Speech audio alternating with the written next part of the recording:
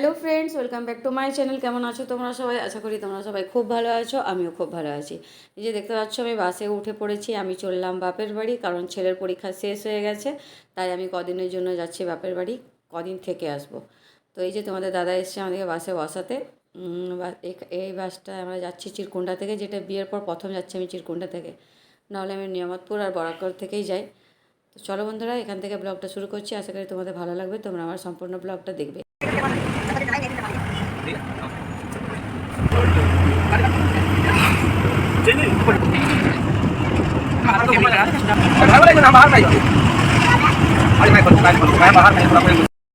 এই যে বন্ধুরা, আমরা রঘুনাথপুর পৌঁছে গেছি আর এখানে আমরা চপ খাচ্ছি, জিলিপি খাচ্ছি। তো দাদা আমাদেরকে কিনে দিয়েছে। আমি ভাবলাম আমি একটু ঝালমুড়ি খাবো, কিন্তু ওই কাকু দিবে খাবে, ছেড়ে দিলে বাসটা। আমি ভাবলাম ঝালমুড়ি খাবো, চলো ঝালমুড়ি নিয়ে নিয়েছি। 10 টাকা দিলে হ্যাঁ আরো। চলো এবার ঝালমুড়ি খেতে খেতে বাকি সফরটা যাবো। এখন নিচ্ছি অর্ধেক রাস্তা রঘুনাথপুর, এখন আরো 1-1.5 ঘন্টা রাস্তা আছে।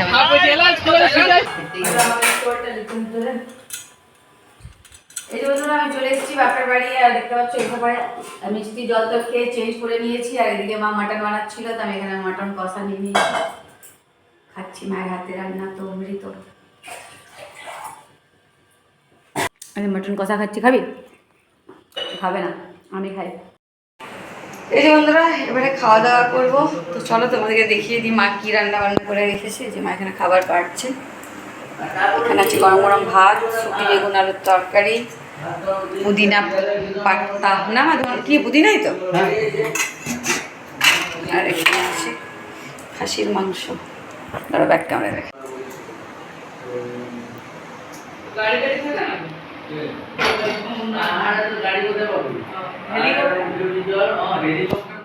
দুপুরে খাওয়া দাওয়া করার পর এখন আমি বাড়িতে ঘুরছি।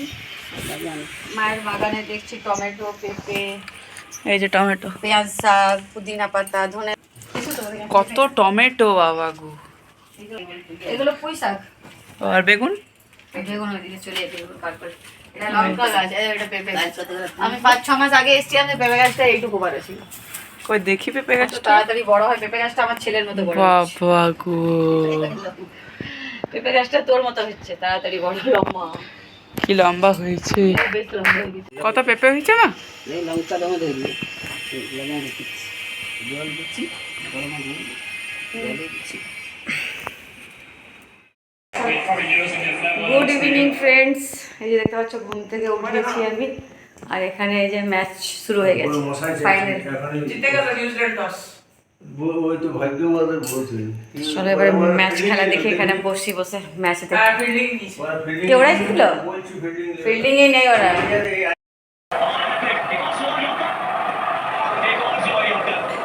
এই যে বন্ধুরা, খাওয়া দাওয়া তো হয়ে গেছে। ইন্ডিয়ার টিম তো দারুণ খেলছে। কালকে রাত্রে তো ব্লগটা শেষ করা হয়নি।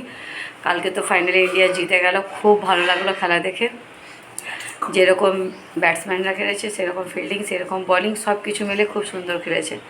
আর এই যে ছেলে আমার বিরক্ত হচ্ছে, বলছে মা চলো বাড়ি। কালকে এসছি, আজ বলছে বাড়ি যেতে।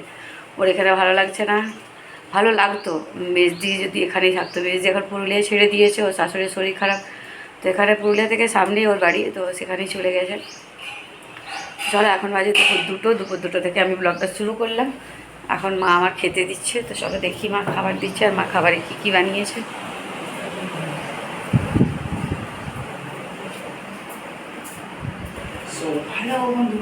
এই যে বন্ধুরা, এখানে মা বানিয়েছে, মা খাবার দিচ্ছে। চলো ব্যাক ক্যামেরা দেখিয়ে দিই কী রান্না হয়েছে আজকে। মা বানিয়েছে নিম বেগুন, কুমড়ো আর পুঁইটা কিন্তু আমাদের না এসেছিল।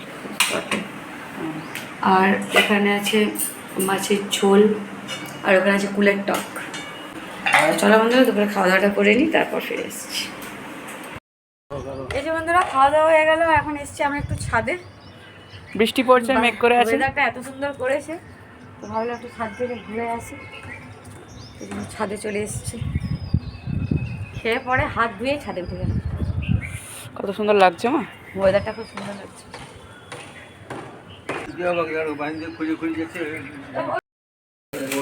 এই যে বন্ধুরা ঘুম থেকে উঠলাম, উঠে দেখছি আমার মেজদি এসে গেছে আমার সঙ্গে দেখা করতে।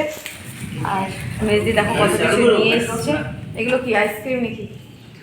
হ্যান্ডেল চালু করে দিব না? বাস আমার ছেলে তো অনেক খুশি। ওই নিয়ে বলে দাও। তো চলো বন্ধুরা একটু গল্প করি দিদির সাথে, একটু পরে ফিরে আসছি। এটা কি কলা? আমাদের তখন তো রং খেলা হয়নি, এই জন্য আমরা এখন রং খেলছি।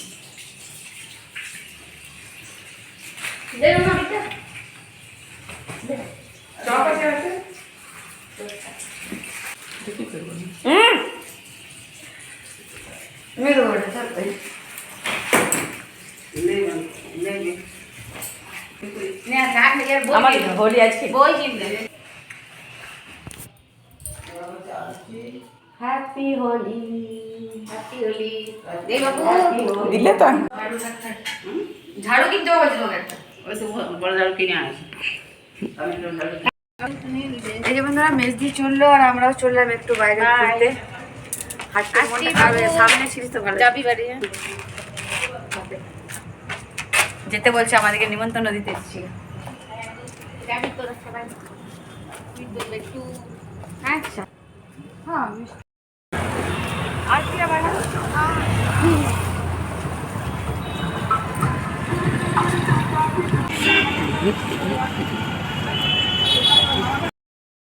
আমরা এখানে বসে আছি, ওষুধ নিচ্ছে বাবা এখানে।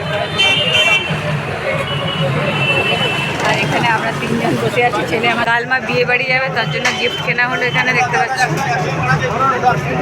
এবার আমরা বাড়ি যাবো।